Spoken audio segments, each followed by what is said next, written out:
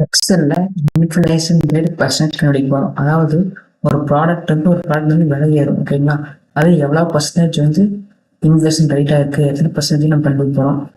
Equal to shift open bracket. அதாவது நான் வந்து என்ன கொடுத்துருக்கேன்னா ஸ்கேலோட ஓல்டு ப்ரைஸ் நியூ ப்ரைஸ் கொடுத்துருக்குறேன், ஓகேங்களா?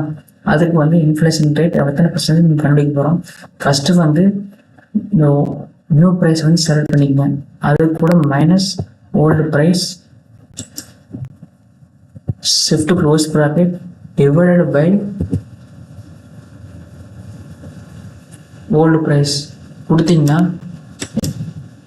என்டர் கொடுத்தீங்கன்னா உங்களுக்கு வந்து 0.5% வந்து இன்ஃப்ளேஷன் ரேட் அதிகமாக இருக்குது. அத்தனை பர்சன்டேஜ் அதிகமாக இருக்குது ஒரு ப்ராடக்ட்டுக்கு.